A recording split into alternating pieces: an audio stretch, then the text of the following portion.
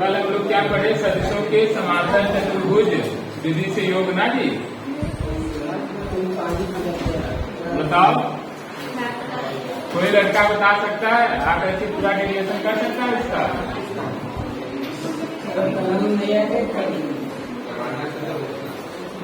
समतल में गति ना जी, समतल में गति। और कौन सा है आज? 7वां।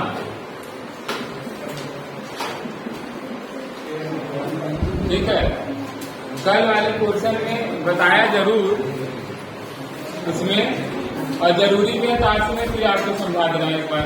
अब से कर लो, जानते हो यही वाला पोर्शन आप तैयार करो, इसी से न्यूमेरिकल भी एग्जाम में आएगा और इसी से क्या आएगा, डेरिवेशन भी आएगा। मात्र यही आएगा, इसके पहले आप जितना भी पढ़े हो उसमें से सिर्फ एकांक सदिश और मापांक पूछना होगा, पूछेगा, और कुछ भी नहीं पूछेगा। स्थिर सदिश विस्थापन सदिश भी पूछ सकता है, वो भी परिभाषा नहीं पूछेगा, उस पर क्या पूछेगा, न्यूमेरिकल्स। क्या पूछेगा? न्यूमेरिकल्स पूछेगा। बाकी सीधा स्टार्ट होता है तो पहला एग्जाम में यही क्वेश्चन उठाता है कि सदिशों के योग के समांतर चतुर्भुज विधि क्या है। तो कल में लिखवा दिया, आप डेरिवेशन भी कर लिए थे। आज थोड़ा सा जल्दी जल्दी क्या करो, रिपीट कर लो, रिवाइज कर लो, उसके बाद फिर क्या करते हैं, उसमें 4-5 कंडीशन है उसे बता देते हैं। चलो बताओ, सदिशों के योग की समांतर चतुर्भुज विधि जो थी उसमें कल मैं कैसे समझाया। तो सबसे पहले आप मान लो एक वक्र लेके उस पे एक तरफ वेक्टर ए लगा है और एक तरफ क्या लगा है, वेक्टर बी। तो क्या किया गया था, एक पॉइंट लेते हैं, उस पॉइंट से वेक्टर ए के समांतर वो एक खींच लेते हैं ना जी, और उसी पॉइंट से किसके समांतर, बी के समांतर जाता है, ये खींच लिए। फिर क्या बनाते हैं, पहले लोग का यानी समांतर चतुर्भुज।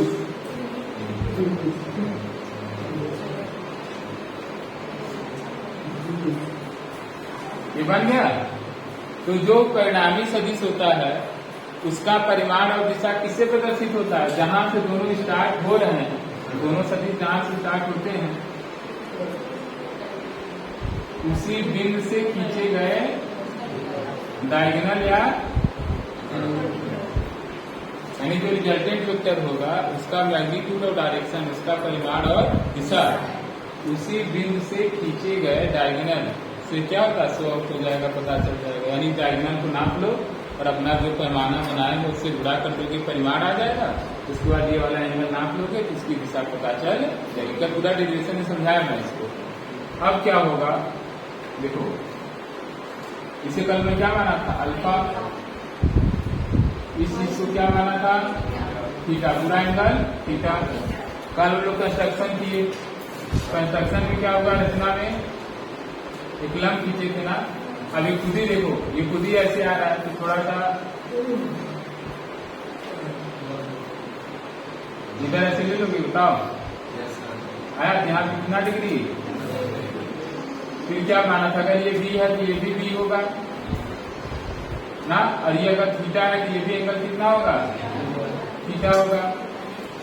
क्यों क्यों थीटा होगा, करस्पॉन्डिंग एंगल या संगत कोण। देखो ये इसके समांतर है, समांतर है तो संगत कोण, अगर ये थीटा ये भी थीटा हो जाएगा। कल कोई पूछा था इस अनुसार में ऐसे बनाया भी था ना जी, ये थीटा ये भी थीटा हो जाएगा। फिर मैं क्या किया था बताओ, त्रिभुज का नाम माना गया था ना, ए बी क्या माने थे, पी सी।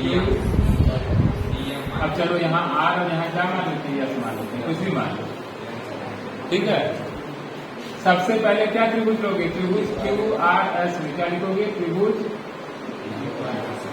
क्या लिया गया था, साइन थीटा और कॉस थीटा। साइन थीटा लोगे, लंब बटे कर्ण, लंब क्या है, क्यूएस है, और कर्ण क्या है, माड ऑफ वेक्टर बी। क्या है, माड ऑफ वेक्टर बी। माड ऑफ वेक्टर बी क्या होता है, बी क्या होता है, तो माड निकालते हैं, वेक्टर चिन्ह हटा देते हैं ना, इसका गुणा हो जाएगा, क्या हो गया, बी साइन थीटा बराबर क्यूएस। पहला इक्वेशन आ गया। फिर क्या निकाला जाता है बताओ, cos थीटा। cos थीटा निकालते हैं, क्या था, आधार बटे कर्ण। आधार क्या है, RS, इसका कर्ण हाइपोटेनस क्या है, QR। इस एंगल पे ये बेस और ये हाइपोटेनस, ये आधार और ये कर्ण। तो चलो cos थीटा RS निकालना, QR की value mod of vector B है ना जी। देखो cos थीटा बराबर RS upon mod of vector B। इसका इधर पूरा हो जाएगा, तो RS की वैल्यू कितनी आ गई, B cos थीटा आ गया सर। उसके बाद क्या लगाया था, पाइथागोरस प्रमेय, जो आपका राइट एंगल ट्रायंगल है, त्रिभुज ट्रायंगल OQS में, किसमें में पाइथागोरस प्रमेय, पापागो प्रमेय या पाइथागोरियन थ्योरम। तो पाइथागोरस थ्योरम से आप लगाओ जी। तो लंब क्या है, QS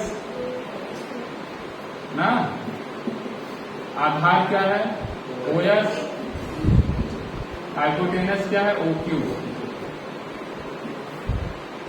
QS की वैल्यू निकाले, कहाँ है QS, समीकरण 1 से B sin थीटा का OS में निकाले हो, B cos थीटा नहीं, OS नहीं, OS दो पार्ट है, एक OR है और एक RS है ना जी।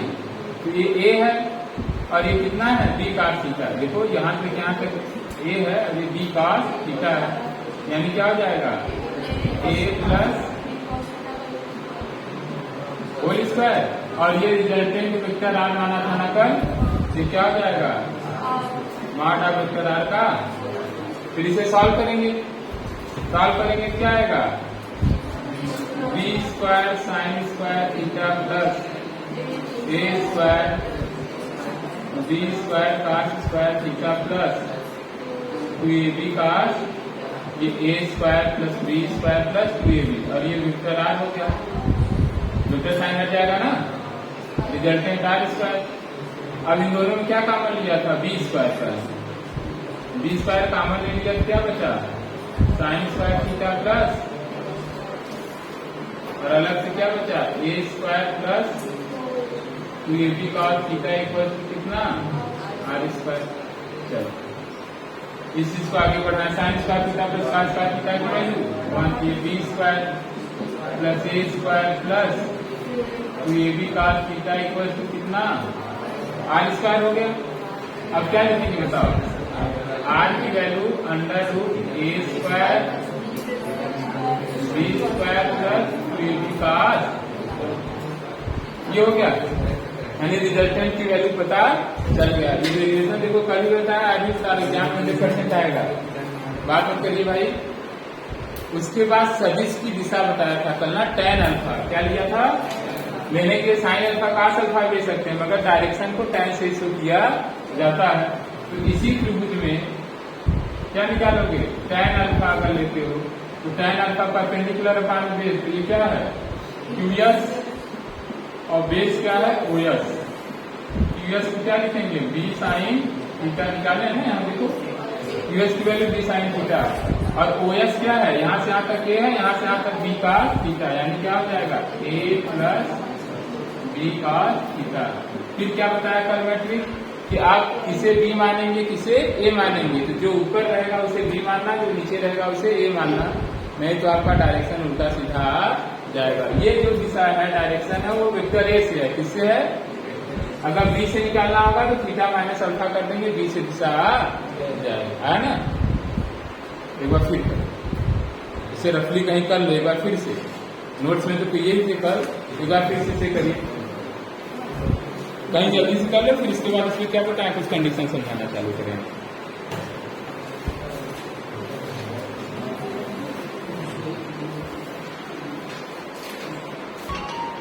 देखिए कुछ महत्वपूर्ण स्थितियां,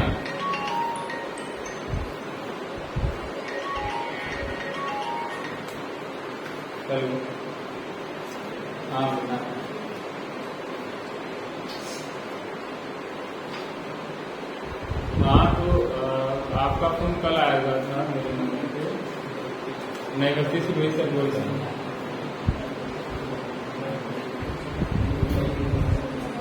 शशांक, अमन दुबे। अच्छा अच्छा,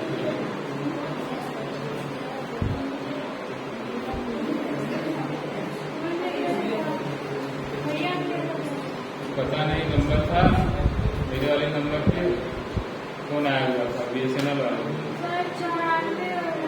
हाँ 94 टाइम सुबह है, कैसे बताएं। चलिए मैथ का शाम को 4:30 से 7:30। अच्छी बात है। चलिए देखिए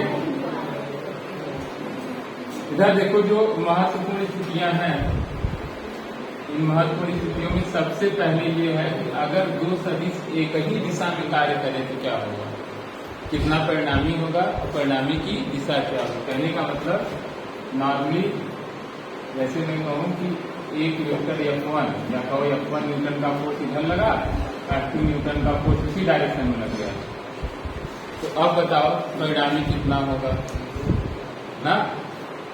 तो क्या होगा बताओ, अगर दोनों वेक्टर एक ही दिशा में लगेंगे तो इनके बीच का एंगल कितना होगा, 0 डिग्री होगा। यानी दोनों सदिश, यानी मैं बल लेकर के अब विचार रहा हूँ कि दोनों बलों का परिणामी क्या होगा। तो आप फार्मूला लिखोगे R बराबर क्या होता है, पहले A² + B² + AB cos theta. A की जगह क्या रखोगे,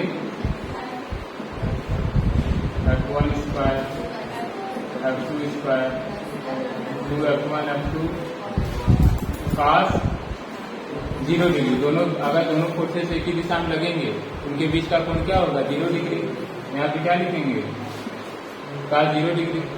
cos 0 डिग्री की वैल्यू कितनी होती है बताओ, 1। यानी क्या हो जाएगा, F1² + F2² + 2F1 F2, ये क्या हो जाएगा, अरे 1 हो गया 1। A² + B² + 2AB यानी F1 + F2 का whole square. R = F1 + F2 आ गया कि नहीं। जो आप 9 से करते चले आ रहे हैं, आप 9 से ये चीज करते चले आ रहे हैं कि अगर किसी बॉडी पर दो फोर्सेस एक ही डायरेक्शन में लगेंगे तो कितना हो जाएगा, दोनों के योग के बराबर हो जाएगा कि नहीं। ये फार्मूले से प्रूफ हो गया कि अगर दो वेक्टर एक ही दिशा में काम कर रहे हैं, एक ही डायरेक्शन में, तो जो रिजल्टेंट की वैल्यू होगी वो दोनों वेक्टर के सम के क्या होगी, बराबर होगी। यानी दोनों वेक्टर जोड़ लोगे, रिजल्टेंट की वैल्यू पता चल जाएगा। परिणामी की दिशा, अभी तो परिमाण आया ना, परिणामी का परिमाण आया है, दिशा। तो tan अल्फा, चलो tan अल्फा का फार्मूला क्या था, B sin थीटा मान में A+। अब कौन F1 है, कौन F2 है, मतलब कौन A है, कौन B है। तो क्या करें, F1 sin 0 अपान में F2 प्लस, चलो tan अल्फा की वैल्यू कितनी आई, sin 0 की वैल्यू 0 मल्टीप्लाई होकर के 0 अपान में का 0 की वैल्यू 1 डिवाइड करोगे 0 आ गया कि नहीं। इसका मतलब क्या हुआ कि जो रिजल्टेंट वेक्टर है वो भी उसी दिशा में काम करेगा, समझ रहे हैं।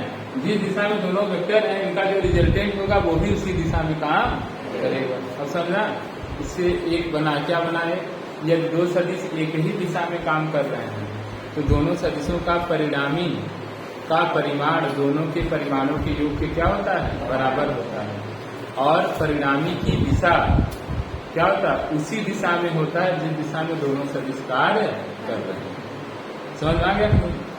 तो विशेष स्थिति में पहली स्थिति जब दोनों सदिश एक ही दिशा में कार्य कर रहे हैं। देखिए पहला कंडीशन, यानी ये केस फर्स्ट है। क्या है केस फर्स्ट में, जब थीटा की वैल्यू कितनी डिग्री है, 0 डिग्री। ये सब याद रखो, इससे न्यूमेरिकल में आसानी रहेगा। चलिए सेकेंड केस देखो, ज्यादा मत बोलो, बढ़िया मौसम नहीं, भगवान के अभी नाम रखने धूप। चलो सेकेंड केस में जब दोनों सदिश एक दूसरे की क्या हो, परपेंडिकुलर हो, जैसे F1 और F2 एक दूसरे की क्या है, लंबवत है, ठीक है। तो इसके अनुसार अगर देखा जाए तो A square plus B square plus 2ab cos theta, यहाँ थीटा की जगह क्या है? देखो f1 square f2 square 2f1 f2 cos यहाँ क्या हो जाएगा? तो cos 90 की वैल्यू 0 से मल्टीप्लाई होगा, ये पूरा 0 हो जाएगा। यानी जो फाइनल आंसर हम लोग का आएगा वो ये सब चेंज हो गया, क्या हो गया? f1 स्क्वायर प्लस हो गया। और यहाँ पे अल्फा द्वारा सही था जी, f2 सही कर रही थी, क्योंकि b साइन थीटा में b के लिए हमेशा बता दिया हूँ कि जो ऊपर है उससे क्या मानो b, तो क्या हो जाएगा? b साइन थीटा, यहाँ पे क्या लिखोगे? ऊपर f2 है ना, f2 साइन कितना 90 अपान में a है ना, a नीचे वाला होता है, तो f1 प्लस f2 cos 90 का मान कितना?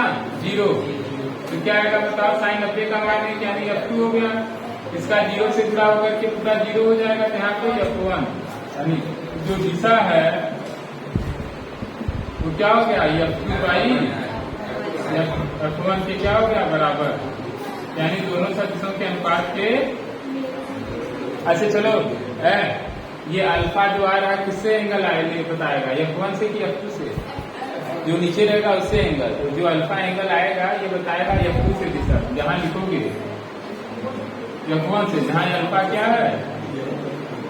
f1 से बना कोण है। चलिए जो नहीं कर पाए वो जल्दी से करें इसे, और जो कर लिए हैं वो तीसरा केस करें 180 डिग्री। यानी जब दोनों वेक्टर विपरीत दिशा में हो, किस दिशा में हो? विपरीत दिशा में। जिनका 90 वाला नहीं हुआ है वो करें, और जिनका हो गया है वो 180 डिग्री लेकर के सॉल्व करें।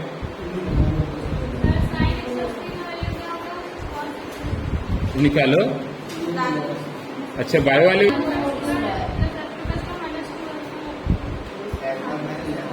f1 माइनस f2 हो जाएगा ना, under root a minus b का होल स्क्वायर बनेगा। देखो थर्ड केस में थीटा आपको कितना लेना है? 180 डिग्री। फिगर बनाए नहीं तुम लोग 180 डिग्री का है? बात नहीं, 180 डिग्री का फिगर बनाए हैं? फिगर बनाए ऐसे रहेगा ना। यहाँ पे क्या रख दोगे? और cos 180 की वैल्यू क्या होती है? -1 क्या होती है? तो f1 square plus f2 square जो प्लस है -1 आएगा, इसमें मल्टीप्लाई होगी -2f1 f2 a square plus b square minus 2ab, तो क्या हो जाएगा? f1 सिमिलर डिफरेंस f2 लिखेंगे है। देखो क्या मैं लिख रहा हूँ? Similar difference. सिमिलर मतलब जो बड़ा रहेगा उससे पहले करें, जो बड़ा रहेगा उससे। वैसे भी माइनस में आएगा तो उसका स्क्वायर होकर क्या हो जाएगा? प्लस ही हो जाएगा ना। यानी फार्मूला क्या बना? f1 माइनस f2, यानी जो परिमाण होगा वो दोनों सदिशों के परिमाणों के अंतर के क्या होगा? बराबर।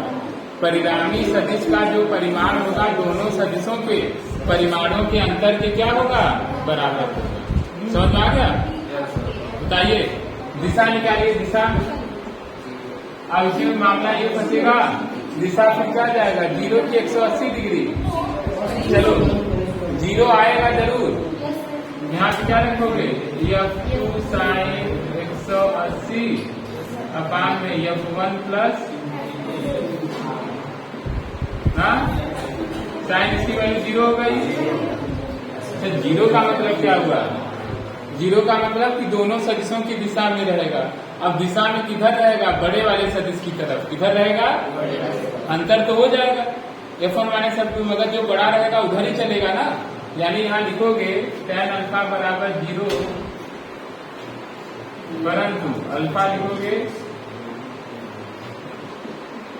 बड़े सदिश की दिशा में। 0 तो आ गया, 0 मतलब इधर चलेगा तो भी 0, इधर आएगा तो भी 180 डिग्री। मगर जो थीटा रहेगा 0 ये बता रहा है कि ऐसे कंडीशन में जो भी डायरेक्शन रहेगा बड़े वाले सदिश की दिशा में रहेगा। समझ में? तो क्या क्या समझे? पहला ये समझे कि अगर दो सदिश एक ही दिशा में कर रहे हैं तो परिणामी सदिश का परिमाण दोनों के परिमाणों के योग के बराबर होगा। परिणामी सदिश की दिशा उन दोनों सदिशों की दिशा में ही होगा। सेकेंड केस में दोनों सदिश एक दूसरे के लंबवत हो तो परिणामी सदिश का परिमाण दोनों सदिशों के परिमाणों के वर्गों के योग के वर्गमूल के क्या होगा, बराबर होगा। और परिणामी सदिश की दिशा क्या होगा, दोनों सदिशों के परिमाणों के अनुपात के बराबर हो जाएगा। और अगर कहीं दोनों सदिश विपरीत दिशा में कार्य कर रहे हैं तब ऐसे कंडीशन में परिणामी सदिश का परिमाण दोनों सदिशों के परिमाणों के अंतर के क्या होगा, बराबर होगा। और परिणामी सदिश की दिशा बड़े वाले सदिश की दिशा में हो जाएगी। तीनों केस क्लियर हो गए, बोलो। अब सबसे पहला क्वेश्चन एक है जो बहुत बार पूछा भी है, कुमार मित्तल का क्वेश्चन है और साइड में भी दिया है। कहता है कि वह कौन सा कोण है, ध्यान सुनो पहले, वह कौन सा कोण है जिस पर दो समान सदिशों के परिणामी का परिमाण भी समान होगा। मतलब जैसे मान लो 5 न्यूटन है और 5 न्यूटन है, ऐसा किस एंगल पे दोनों को लगाएं कि जो परिणामी है वो भी 5 न्यूटन ही है, वो ऐसा कौन सा कोण है। समझ आया क्वेश्चन। 5-5 न्यूटन के दो बल हैं, इन दोनों को लगाएंगे तो कभी क्या हो जाएगा, अलग अलग परिमाण आएगा। बताइए कि किस डिग्री पे दोनों को लगाया जाए कि परिणामी भी जो आए वो भी 5 ही न्यूटन का है। क्वेश्चन समझ में आ गया कि नहीं समझ में आया, डायरेक्ट अब क्वेश्चन से स्टार्टिंग हो गया ना। अच्छा चलो छोड़ो, इसे बाद में बताएंगे। अब चलिए आप क्वेश्चन सॉल्व करना चालू करिए, मैं देना स्टार्ट कर रहा हूँ। पहला क्वेश्चन लिखिए, पहला क्वेश्चन लिखिए। चलिए यह भी क्वेश्चन लिखो, वेक्टर ए बराबर 2i + 3j + 4k, vector B बराबर i + j + k तथा ए एवं बी के बीच का कोण मान लो 60 अंश है। क्या है, 60 अंश है। तब निम्न ज्ञात करें। पहला क्या ज्ञात करेंगे, मॉड ऑफ वेक्टर ए। दूसरा क्या ज्ञात करेंगे, मॉड ऑफ वेक्टर बी। तीसरा क्या ज्ञात करना है, वेक्टर ए का। चौथा क्या ज्ञात करना है, वेक्टर बी का। पांचवा क्या ज्ञात करना है, सब एक ही क्वेश्चन में सब।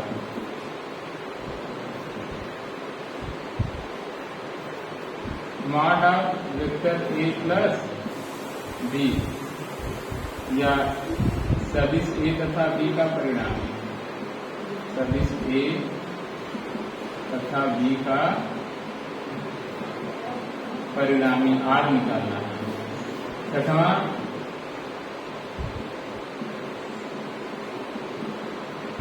परिणामी की ए से दिशा, परिणामी की ए से दिशा। मतलब मैं आपको ऐसा दे दिया ना कि इसी में से कोई एक पार्ट आपसे पूछता है क्वेश्चन, नहीं समझे। इतनी वैल्यू दे करके कभी दिशा पूछेगा, कभी परिणामी का परिमाण पूछेगा, कभी मापांक पूछेगा, एकांक सदिश पूछेगा। मैं एक ही क्वेश्चन में पूरा मेंशन कर दिया। अगर आप इतना एक ही जगह निकाल लीजिए तो इसी में से कुछ आपसे पूछा जाएगा उसमें।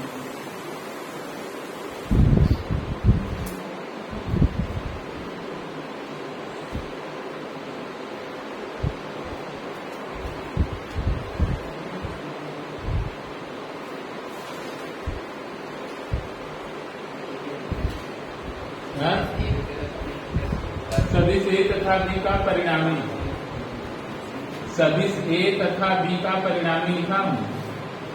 सदिश ए तथा बी का परिणामी और परिणामी की सदिश ए से दिशा। क्या लिखा हूं, परिणामी की सदिश ए से दिशा। चलिए स्टार्ट करो। पहला क्वेश्चन कैसे सॉल्व होगा, कौन बताएगा। मापांक ना, मापांक मॉडुलस का फार्मूला क्या था। हाँ, मॉडुलस कैसे निकालते थे, आई जे के गुणांक। तो लिखोगे मॉड ऑफ वेक्टर ए बराबर, वेक्टर ए देखो 2, 3, 4 है ना इसका कोफिशिएंट, 2² + 2² + √29 आ गया। बोलो। फिर मॉड ऑफ डी, दूसरा मॉड ऑफ डी 1 नहीं आएगा, √3। आई का गुणांक 1, जे का भी गुणांक 1, के का भी गुणांक 1, के क्या हो गया, हो गया। तीसरा मैं क्या पूछा हूँ, एक है का फार्मूला कौन बताएगा? किसी भी सदिश का एकांक सदिश कैसे निकालते थे बताओ? उसी वेक्टर में उसी के मापांक से भाग कर देते थे। यानी एक है बराबर क्या होगा, वेक्टर ए अपान में mod of vector A. Vector A आप निकाले दिया ही है 2i प्लस 3j प्लस अपान में अंडर रूट 29 हो गया, बोलो। और इसके बाद दिशा बताया था कास अल्फा कास बीटा कास गामा, याद है कि नहीं? बोलो जी। कास अल्फा क्या होगा 2 under root 29, cos beta 3 under root 29, cos gamma 4 under root 29 बताया था ना। डायरेक्शन को साइन से कहा जाता है। चलो एक है के बाद किसकी बारी है? चौथा बी कैप। बी कैप बराबर क्या होगा, वेक्टर बी अपान में मॉड ऑफ वेक्टर ये आई प्लस जे प्लस एक है अपान में अंडर रूट 3 हो गया भी। और क्या पूछा हूँ, सदिश ए तथा बी का परिणामी। चलो बताओ रिजल्टेंट का formula A square plus B square plus 2ab cos theta. देखिए जरा एक चाले हो जो मापांक है वही ये है ना जी, मापांक है वही ये है, मॉड ऑफ वेक्टर है। बोलो ये किसी वेक्टर का मापांक ही तो होता है ये, बोलो। यहाँ निकालेंगे वेक्टर बी है, ये देखा जाए क्या है, बी है। चलिए तो ए अंडर रूट 29 है, इसका स्क्वायर करोगे तो 29। बी क्या है बताओ जल्दी से, अंडर रूट 3 है तो इसका स्क्वायर करोगे 3। 2 under root 29 into under root 3 का 60 है, 60 की वैल्यू 1/2, 2 से 2 कैंसिल, ये 32 प्लस अंडर रूट दोनों का मल्टीप्लाई कर लो 87 ना जी। क्योंकि मैं क्वेश्चन अपने से बोल दिया इसलिए ऐसा आ रहा है कि आप उसकी वैल्यू नहीं निकाल सक रहे हैं। ऐसा एग्जाम में देता है कि सब कुछ सॉल्व होकर बाहर आ जाता है। लास्ट दिशा ना जी, बोलो। तो tan अल्फा का फार्मूला याद है, b साइन थीटा पान में a प्लस b का थीटा। b किसे मानोगे, ऊपर वाले को। अब ऊपर नीचे से मतलब नहीं है, b खुद ही मेंशन कर दिया है ना, ये b खुद ही बता दिया कि नहीं, बोलो। तो ऐसे कंडीशन चलो b की जगह पे क्या रखोगे, b कितना है अंडर रूट 3 साइन 60 ना जी बटे under root 29 plus under root 3 का 60। बस आपका 60 साइन 60 का मान रख के सॉल्व करेंगे, दिशा आ जाएगा। दिशा किसके साथ आएगा, ए के साथ। किससे आएगा, ए के साथ। नहीं समझ में आया?